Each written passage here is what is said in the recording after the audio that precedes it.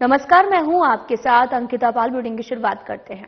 सशस्त्र सेना झंडा दिवस के अवसर पर राज्यपाल रमेन डेका के मुख्य आतिथ्य में राजभवन के दरबार हॉल में गौरवपूर्ण समारोह आयोजित किया गया। राज्यपाल रमेन डेका ने इस अवसर पर कहा कि सैनिक निस्वार्थ भाव से हमेशा देश की रक्षा के लिए तैयार रहते हैं और अपना जीवन देश के सेवा के लिए लगाते हैं। समाज के हर वर्ग का कर्तव्य है कि उनके लिए मदद करें। उन्होंने आम जनता से भी अपील की कि अधिक से अधिक सहयोग देकर वीर जवानों के प्रति सम्मान को व्यक्त करें और राज्यपाल ने भी सशस्त्र झंडा दिवस निधि के लिए 2 लाख रुपए की सहयोग राशि राज्य सैनिक कल्याण बोर्ड को प्रदान की है।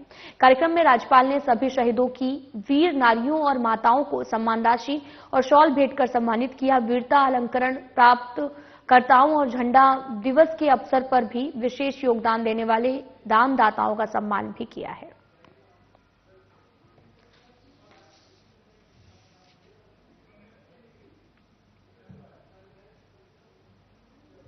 सशस्त्र सेना झंडा दिवस के अवसर पर राज्यपाल रमेन डेका के मुख्य आतिथ्य में राजभवन के दरबार हॉल में गौरवपूर्ण समारोह आयोजित हुआ है, जहां पर सशस्त्र सेना झंडा दिवस में सबसे ज्यादा राशि एकत्रित करने के लिए रायपुर कलेक्टर डॉक्टर गौरव सिंह को भी द्वितीय पुरस्कार और राज्यपाल ट्रॉफी प्रदान की गई। इस अवसर पर राज्य सैनिक कल्याण बोर्ड के ब्रोशर संक्षिपिका 2024 का भी विमोचन किया गया। वहीं इस दौरान एनसीसी कैंडिडेट ने भी देशभक्ति गीत प्रस्तुत किए हैं।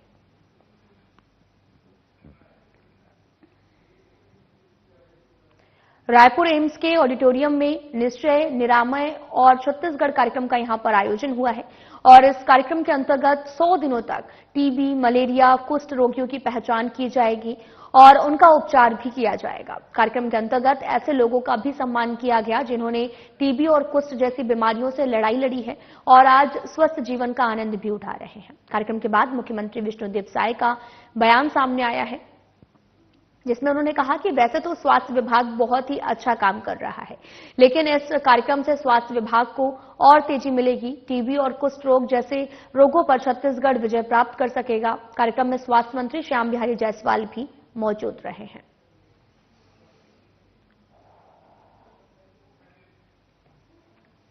आपको बताते चले कि रायपुर एम्स के ऑडिटोरियम में निश्चय निरामय छत्तीसगढ़ कार्यक्रम का आयोजन किया गया और इस कार्यक्रम के अंतर्गत 100 दिनों तक टीबी, मलेरिया और कुष्ठ रोगियों की पहचान की जाएगी और उनका उपचार भी किया जाएगा। कार्यक्रम के अंतर्गत ऐसे लोगों का भी सम्मान किया जाएगा जिन्होंने टीबी और कुष्ठ जैसी बीमारियों से लड़ाई लड़ी है और आज अपना स्वस्थ जीवन का आनंद भी उठा रहे हैं।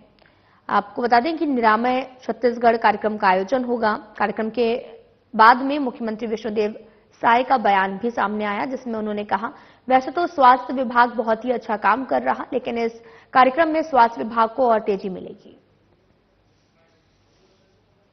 6 निरामय छत्तीसगढ़ अभियान का शुभारंभ किए हैं, जिसमें हमारे प्रदेश के ऊर्जावान स्वास्थ्य मंत्री श्री श्याम बिहारी जायसवाल जी और हमारे विधायक द्वय श्री सुनील सोनी जी, गुरुकृष्ण साहिब जी और स्वास्थ्य विभाग के हमारे अधिकारी, चिकित्सक बंधुगण और स्टूडेंट सभी इस समारोह में उपस्थित हुए और ये 100 दिन का अभियान चलेगा। और वैसे तो स्वास्थ्य विभाग बहुत अच्छा काम कर रहा है, लेकिन इस अभियान से और भी तेजी आएगी। उत्साह से हमारे वर्कर काम करेंगे और प्रदेश से कुष्ठ रोग और मलेरिया जैसे सभी बीमारियों को समूल नष्ट करने का काम इस अभियान से होगा। मुख्यमंत्री विष्णुदेव साय ने राजधानी रायपुर के एम्स परिसर में निश्चय निरामय छत्तीसगढ़ 100 दिवसीय जांच और उपचार अभियान के दौरान लोगों में जागरूकता और टीबी जांच के लिए संचालित मोबाइल मेडिकल यूनिट और प्रचार वाहन को हरी झंडी दिखाकर रवाना किया है। इसमें रायपुर, दुर्ग और बिलासपुर संभाग के लिए एक वाहन शामिल है। इस दौरान स्वास्थ्य मंत्री श्याम बिहारी जायसवाल भी उपस्थित रहे हैं।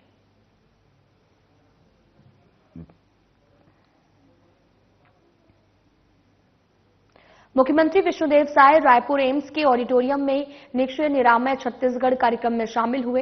इस दौरान उनका बयान सामने आया, जिसमें उन्होंने केंद्र की ओर से छत्तीसगढ़ को 4 नए विद्यालय की सौगात मिलने पर प्रधानमंत्री नरेंद्र मोदी का आभार जताया है।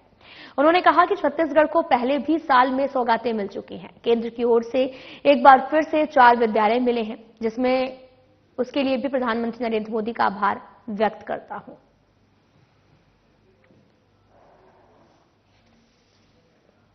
धन्यवाद। अब प्रधानमंत्री जी से तो लगातार 1 वर्षों में अनेकों सौगात मिल चुकी है। उनका आशीर्वाद हमारे छत्तीसगढ़ पर बराबर बना हुआ है, चाहे वो रोड कनेक्टिविटी हो, एयर कनेक्टिविटी हो, हर क्षेत्र में उनका आशीर्वाद मिल रहा है और केंद्रीय विद्यालय मिला है, तो उसके लिए भी छत्तीसगढ़ की 3 करोड़ जनता की तरफ से उनका बहुत बहुत साधुवाद। मुंगेली जिला न्यायालय परिसर में आयोजित जिला अधिवक्ता संघ के शपथ ग्रहण समारोह में उप मुख्यमंत्री अरुण साव शामिल हुए हैं। समारोह में उन्होंने अधिवक्ता संघ के नवनिर्वाचित पदाधिकारियों को शपथ दिलाई है और नए दायित्व के लिए सभी पदाधिकारियों को शुभकामनाएं दी। साथ ही जिला न्यायालय में ई लाइब्रेरी की घोषणा की है।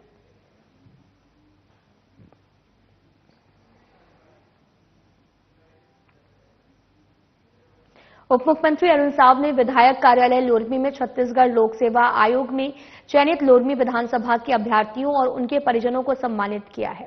उन्होंने सभी को उज्जवल भविष्य की शुभकामनाएं दी। डिप्टी सीएम साव समारोह को संबोधित करते हुए कहा कि यह सम्मान सिर्फ अभ्यर्थियों का नहीं, पूरे लोरमी वासियों का सम्मान है। इस अवसर पर चयनित अभ्यर्थियों ने अपने अनुभव को साझा भी किया और अन्य लोगों को भी जीवन में आगे बढ़ने के लिए प्रेरित किया है। उप मुख्यमंत्री अरुण साव ने विधायक कार्यालय में पीएससी में भी चयनित किरण राजपूत, प्रेम नारायण साहू और रामावतार रामेकर, मनोज कश्यप और प्रियंका कश्यप, विनय कश्यप, राजेश कश्यप, सोनल यादव और टामन साहू को सम्मानित किया है।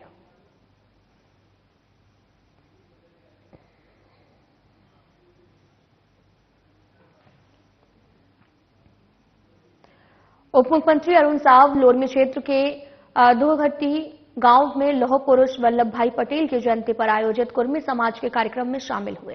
कार्यक्रम में डिप्टी सीएम साहब ने कहा कि कुर्मी समाज देश के पहले उप प्रधानमंत्री और गृह मंत्री सरदार वल्लभ भाई पटेल को आदर्श मानता है, जिन्होंने देश को एक सूत्र में पिरोने का काम किया है।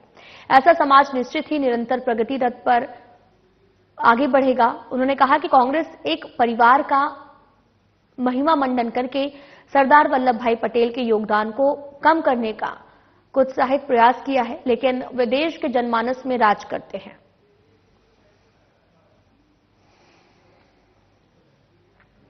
उप मुख्यमंत्री अरुण साव लोरमी हाई स्कूल मैदान में यदुवंशी सेना द्वारा आयोजित राउत नाच महोत्सव में सम्मिलित हुए हैं और महोत्सव में आपको बताते चले कि यादव समाज के साथियों ने दोहा और नाच से शौर्य का प्रदर्शन किया और उप मुख्यमंत्री साहब ने कहा कि छत्तीसगढ़ कला और संस्कृति को धरती है और राउत नाच के माध्यम से शौर्य और पराक्रम का प्रदर्शन होता है। ऐसा अनूठा संगम कहीं और देखने को नहीं मिलता है। यह छत्तीसगढ़ की ताकत है। आज गौ माता के संवर्धन और संरक्षण के लिए आगे आने की जरूरत है। गौ माता की सेवा कार्य आपके आगे आकर करना पड़ेगा। किसानों को गौ पालन के काम को आगे बढ़ाने की आवश्यकता है। किसान घर में गाय के लिए स्वच्छ और सुंदर जगह बनाए। वहीं उप मुख्यमंत्री साहब ने यादव समाज के मंगल भवन के निर्माण के लिए 20 लाख रुपए देने की घोषणा की। साथ ही आयोजन को अगले साल भव्य रूप से मनाने में भी सहयोग का वादा किया है।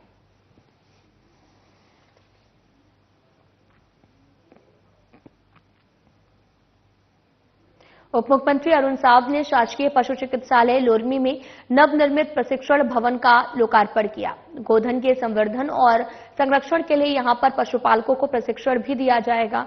लोकार्पण समारोह में उप मुख्यमंत्री अरुण साव ने कहा कि गोधन के बीमार होने पर इलाज के लिए पशु चिकित्सालय की आवश्यकता होती है। पशुपालक घर पर भी प्राथमिक इलाज कर सकते हैं और इसके लिए उन्हें प्रशिक्षण की आवश्यकता होती है। प्रशिक्षण भवन लगभग 13 लाख रुपए की लागत से बना है। इसके लिए पशुधन विभाग के अधिकारियों को बहुत बहुत शुभकामनाएं। उन्होंने प्रशिक्षण केंद्र परिसर में पेवर ब्लॉक लगाने के लिए भी 5 लाख रुपए देने की घोषणा की है।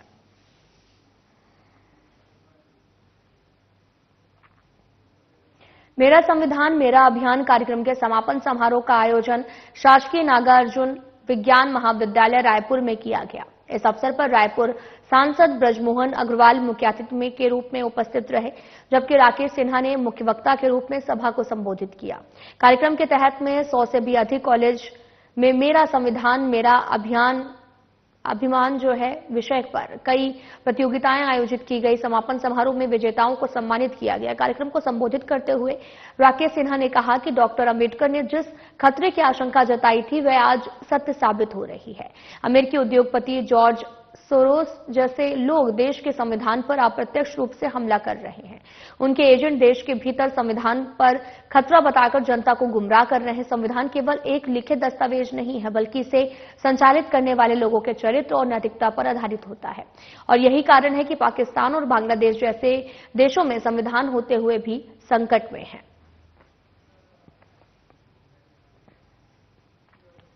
आपको बता चले कि कोरबा नगर विधायक और वाणिज्य उद्योग मंत्री लखनलाल देवांगन ने वार्ड क्रमांक 23 पंडित रविशंकर शुक्ल नगर मैगजीन भाटा स्थित कच्चे नाला पर कलवर्ट और अप्रोच मार्ग के निर्माण कार्य का भूमि पूजन किया और मंत्री देवांगन ने कुल 25 लाख की लागत से होने वाले उपरोक्त कार्यों का भूमि पूजन किया। इस अवसर पर मंत्री देवांगन ने कहा कि पंडित रविशंकर शुक्ल नगर वार्ड से खरमोरा और दादर खुर्द वार्ड के रहने वाले हैं और साथ ही आवाजाही में पिछले कई सालों से परेशानी भी बनी हुई थी। साथ ही विधानसभा चुनाव में जब क्षेत्र की जनता ने इन परेशानियों से अवगत कराया था तब मैंने वादा किया था कि आज इस वादे को निभाते हुए कार्यों का श्री गणेश किया जा रहा है और साथ ही कलवर्ट और अप्रोच रोड बनने के बाद में लोगों को आवागमन में किसी तरह की परेशानियों का सामना नहीं करना पड़ेगा। वाणिज्य उद्योग और श्रम मंत्री लखनलाल देवांगन ने निश्चय निरामय छत्तीसगढ़ अभियान के तहत प्रचार प्रसार रथ को हरी झंडी दिखाकर रवाना किया है। स्वास्थ्य विभाग के तत्वाधान में ढोडीपारा प्राथमिक स्वास्थ्य केंद्र में आयोजित कार्यक्रम में सम्मिलित हुए मंत्री लखनलाल देवांगन ने कहा कि 2025 तक देश को बीमारी से मुक्त करने की तैयारी है। उन्होंने कहा कि प्रदेश को टीबी मुक्त बनाने की दिशा में ये 100 दिवसीय निश्चय अभियान एक सकारात्मक पहल है। इस अभियान को सफल बनाने के लिए इसे जन आंदोलन बनाना जरूरी है। समाज के सभी वर्गों के सहयोग से इस अभियान को सफल बनाना है। उन्होंने सभी नागरिकों, जनप्रतिनिधियों और सरकारी और गैर सरकारी संगठनों से अपील की कि वे इस 100 दिवसीय निश्चय अभियान का हिस्सा बनकर टीबी मरीजों की मदद करें और उन्हें बताएं कि अब टीबी लाइलाज बीमारी नहीं, इसका इलाज संभव है।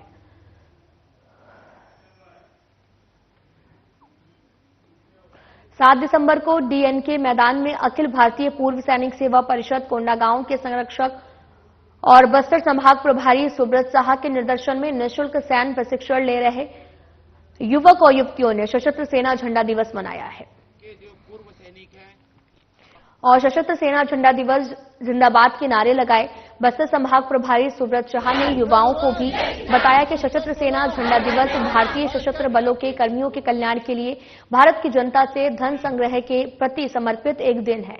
ये 1949 से 7 दिसंबर को भारत में प्रतिवर्ष मनाया जाता है और सशस्त्र सेना झंडा दिवस पर जमा हुए धन संग्रह का प्रयोग युद्ध के समय हुई जनहानि में सहयोग, सेना में कार्यरत सैनिक, सेवानिवृत्त सैनिक और उनके परिवार के कल्याण के लिए इस्तेमाल किया जाता है।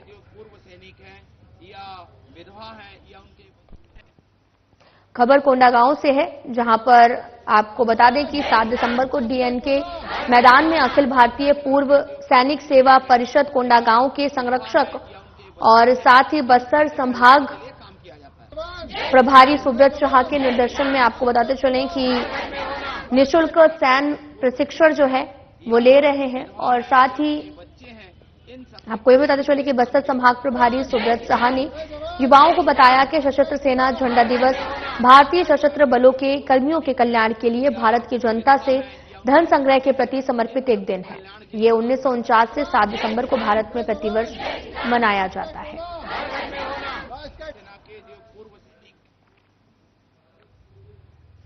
रायपुर में पुलिस द्वारा आपको बताते चले कि कई टीमें बनाकर पुलिस मोदहापारा, बैजनाथपारा और वीआईपी रोड पर सघन चेकिंग कर कार्रवाई की गई है। रायपुर एसएसपी संतोष सिंह स्वयं रात में निकलकर औचक निरीक्षण किया है और चेकिंग के दौरान अल्कोमीटर से जांच आकर ड्रिंक एंड ड्राइव पर गाड़ियों की जब्ती की गई है और कई दर्जन संदिग्ध लोगों पर प्रतिबंधात्मक कार्रवाई भी की गई और कुछ के साथ में संदिग्ध सामान पकड़ा गया, जिन पर कार्रवाई की गई है। देर रात तक चेकिंग चलती रही। इस दौरान सीएसपी आजाद चौक अमन झा और सीएसपी कोतवाली योगेश साहू प्रशिक्षु और साथ ही आईपीएस अभिषेक चौधरी सहित तमाम लोग उपस्थित रहे। रायपुर एकात्म परिसर में बीजेपी प्रदेश महामंत्री संजय श्रीवास्तव ने पत्रकार वार्ता को संबोधित किया है। इस दौरान उन्होंने कहा कि लोकसभा चुनाव संपन्न हो गए हैं, आम जनता का विश्वास हमें मिला है, लगातार तीसरी बार हमारी सरकार बनी है, संविधान पर देश का विश्वास है, लेकिन कांग्रेस इसे हमेशा से नकारती आई है और इसे बदलना चाहती है। उन्होंने कहा कि 6 दिसंबर तक हम याद करते हैं जिस दिन बाबरी मस्जिद का ढांचा गिरा था। उस दिन से हमने संकल्प लिया था कि राम जन्मस्थल पर ही राम मंदिर बनाएंगे। जब ढांचा गिराया गया तो मध्य प्रदेश, राजस्थान, दिल्ली, हिमाचल की सरकारों को बर्खास्त कर दिया गया, लोकतंत्र की खुलेआम हत्या की गई थी और कांग्रेस के लोगों ने संविधान की धज्जियां उड़ाई थी। लोकसभा के चुनाव संपन्न हुए और लगातार तीसरी बार माननीय मोदी जी के नेतृत्व में आम जनता का जो आशीर्वाद हम सबको प्राप्त हुआ, आम जनता का विश्वास जो सामने आया, उसकी बदौलत भारत के इतिहास में, स्वतंत्र भारत के इतिहास में लगातार तीसरी बार सरकार बनाने, इसके पहले जैसा कि आप सबको जानकारी है कि कांग्रेस की एक बार लगातार 3 बार सरकार बनी थी, उसके बाद दूसरा महत्वपूर्ण समय ऐसा आया कि भारतीय जनता पार्टी ने, एनडीए ने लगातार तीसरी बार सरकार बनाई। ये मैं इसलिए कोट कर रहा, आवश्यकता नहीं थी इसकी, आप सब जानते हैं कि देश की राजनीति में हमेशा ये कहा जाता था कि बीजेपी कभी सरकार बना पाएगी या नहीं। हमने बनाया 2014 में, 19 में और फिर 2024 के अंदर में हमने सरकार बनाई। लगातार 2 चुनाव हारने के बाद और जब लगातार तीसरा चुनाव में भी ऐसी स्थिति आई कि कांग्रेस को लगा कि वो शायद चुनाव हार जाएगी, वो सीटें जो 50-55 आती थी वो सीटें भी आएंगी या नहीं, इसलिए इस देश के अंदर में उस चुनावी राजनीति में कुछ ऐसा भ्रम फैलाया जाए जिससे कि आम जनता उससे भ्रमित हो और उस भ्रम का फायदा उठाकर कांग्रेस या फिर उनका जो घटक दल है इंडी, वो कुछ लाभ अर्जित करे। परिणाम आने के बाद आज तो खैर काफी समय हो गया, मई जून की बात है, आज हम दिसंबर में बैठे हैं। मैं फिर से इसको दोहराना चाहूंगा कि इसका फायदा भी उनको मिला। बीजेपी प्रदेश महामंत्री संजय श्रीवास्तव ने रायपुर एकात्म परिसर में पत्रकार वार्ता को संबोधित करते हुए पूर्व सीएम भूपेश बघेल के बयान पर पलटवार किया है। उन्होंने भूपेश बघेल के सवाल करते हुए कहा कि क्या ये माना जाए कि आप लोगों ने युवा मितान क्लब के माध्यम से युवाओं को संरक्षण दे रखा था। संजय श्रीवास्तव ने यह भी कहा कि ये मेरा सवाल है, या तो आप इस बात को माने या फिर इस वक्तव्य के लिए माफी मांगे। साथ ही उन्होंने ये भी कहा कि ये तो राजीव गांधी का भी अपमान है, उनके नाम से योजना लाकर ये सब किया जा रहा था।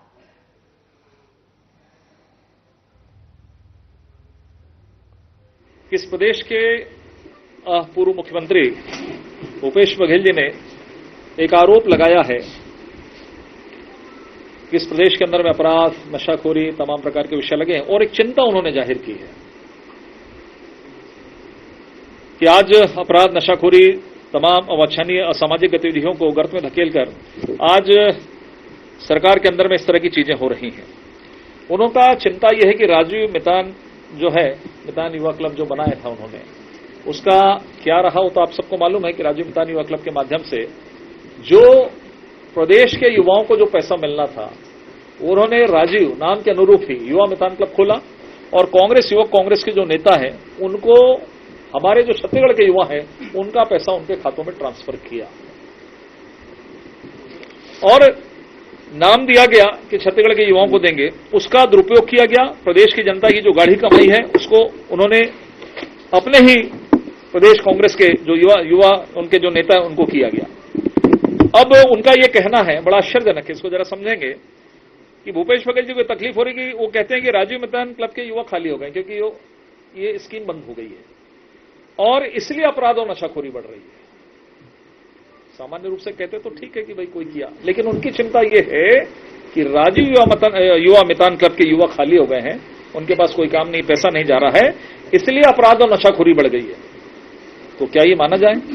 मानना ही पड़ेगा कि अपराधियों को भूपेश सरकार इस क्लब के नाम पर पाल पोस रही थी। एक नशायुक्त कोई युवा होता है, उसको भी छुड़ाने के लिए केंद्र भेजते हैं। नगर विधायक और वाणिज्य उद्योग एवं श्रम मंत्री लखनलाल देवांगन ने प्रेस क्लब के तिलक भवन में आयोजित लखन का 1 साल और राज्य सरकार का अमृतकाल कार्यक्रम में शिरकत की है। इस अवसर पर उन्होंने आम जनमानस, देवतुल्य कार्यकर्ता सहित सभी मतदाताओं और बहनों का आभार जताते हुए कहा कि 3 दिसंबर 2023 का वे स्वर्णिम दिन, जब कोरबा की जनता ने विकास, सुशासन, समृद्धि के लिए ऐतिहासिक निर्णय लेकर भारतीय जनता पार्टी को प्रचंड जनादेश दिया था। बीते 1 साल में आप सभी के विश्वास पर खरा उतरते हुए कोरबा समेत जो है प्रदेश की प्रगति में अनेक नए आयाम स्थापित किए हैं। मोदी की गारंटी के सभी प्रमुख वादे प्रमुखता से पूरे किए हैं। जिले के 2,95,706 और कोरबा नगर निगम क्षेत्र के 71,865 माताओं और बहनों को महतारी वंदन योजना के तहत प्रति माह 1,000 रुपए दिए जा रहे हैं।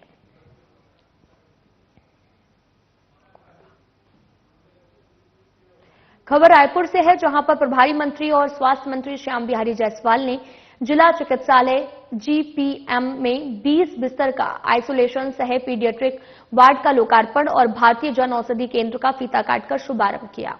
इस अवसर पर उन्होंने राष्ट्रीय स्वास्थ्य मिशन अंतर्गत संविदा भर्ती के 47 कई पदों पर नियुक्ति के आदेश भी पत्र दिए हैं। उन्होंने सभी लोगों को भारत को टीबी मुक्त बनाने की शपथ दिलाई। संविदा कर्मी के पदों में staff nurse, NRC nursing officer, NHMP senior nursing officer और साइकोलॉजिस्ट, क्लिनिकल द्वितीय एएनएम और डेंटल असिस्टेंट, ब्लॉक सुपरवाइजर समेत कई पद भी शामिल हैं।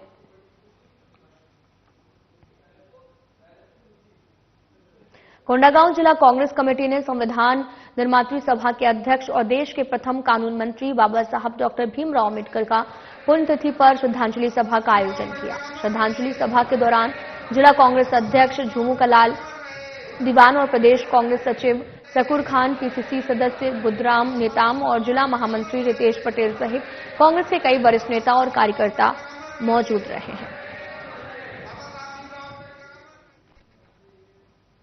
खबर रायपुर से है, जहां पर कलेक्टर डॉक्टर गौरव सिंह के कलेक्ट्रेट परिसर स्थित रेड क्रॉस सभाकक्ष में डीएलसीसी के बैठक की अध्यक्षता की गई है और बैठक में सभी बैंकों के प्रतिनिधि शामिल हुए हैं। कलेक्टर डॉक्टर सिंह ने पीएम स्वनिधि योजना के ऋण प्रकरण की कम संख्या में स्वीकृति देने पर नाराजगी जताई है। वहीं कलेक्टर ने कहा कि अधिक से अधिक संख्या में शासकीय योजनाओं का लाभ दिलाते हुए बैंक ऋण प्रकरण में दस्तावेजों का परीक्षण गंभीरता के साथ करें और अधिक से अधिक संख्या में स्वीकृति दिलाएं।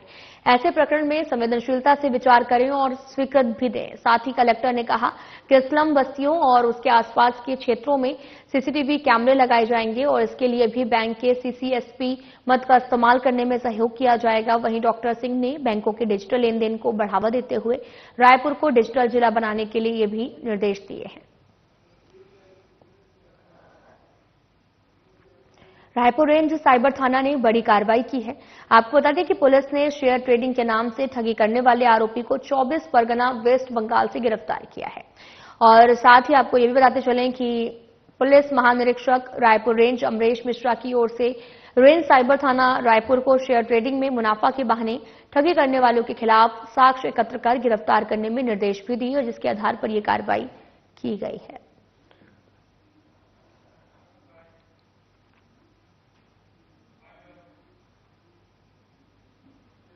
राजपुरे में इतना ही। नमस्कार।